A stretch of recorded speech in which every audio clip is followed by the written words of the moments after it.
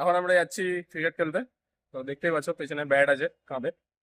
সবাই অলরেডি মাঠে 3-4 জন এসছে, তো আমরাও যাচ্ছি এখন 3-4 জন। তো দেখি মাঠে যাবো, এখন মাঠে গিয়ে আজকে মনে হয় না, কালকে দুখানা ম্যাচ এসেছিল। তো আমরা যেহেতু ব্যস্ত ছিলাম সেই কারণে একটা ম্যাচ খেলেছি, আর একটা ম্যাচ খেলতে পারিনি। তো যারা খেলেছিল তারা তো দুটো ম্যাচ হেরেইছে। আগের দিনের ব্লগে তোমরা দেখতেই পাচ্ছ। তো দেখি আজকে কি হয়। আজকে যারা কালকে খেলেনি তারা কোথায় আজকে আসতে পারে বাই চান্স। যদি বাই চান্স আসো তাহলে ম্যাচ হবে, আর ম্যাচেরই ব্লগ থাকবে। দেখা যাক, যদি ভালো ম্যাচ হয় তাহলে অবশ্যই শেয়ার করবো।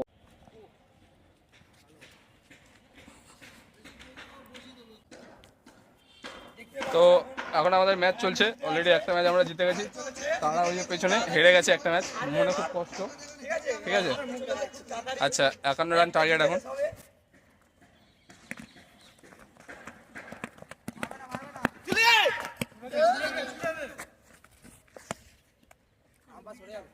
সরেই তো গেলাম।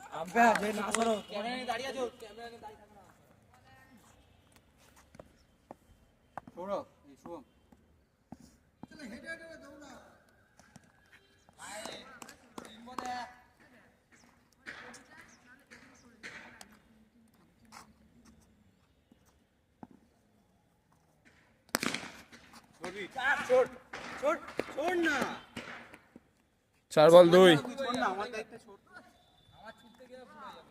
4 বল 2।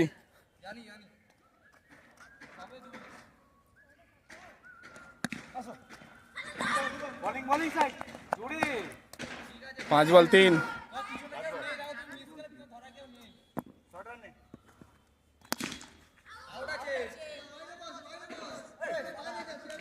বল বাইরে বাইরে, গ্রাউন্ডের বাইরে বল। এই যে প্লেয়ারটাকে দেখে রাখো। বাউন্ডারি চাপ, বাউন্ডারি যা না।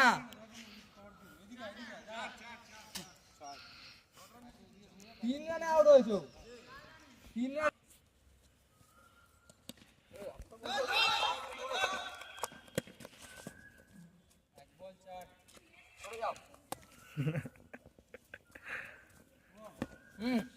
রাসেল ওদিকে ব্যাট আনতে গেছে। রাসেল ওই যে রাসেল আসছে।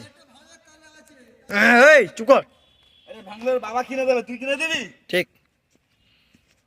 রাসেলের একটা অমানজনিত ভালো শট। ও ডাকছে না কি? ও হ্যাঁ নোবেল বলো তো। ডাকলো না।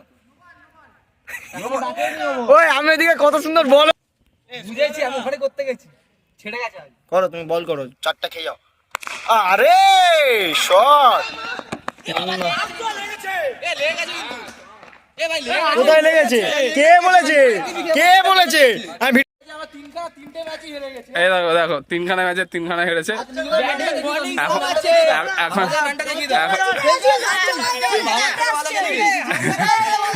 প্লেয়ার খোঁজা গেছে। দেখো চাটন পড়ছে, চাটন পড়ছে।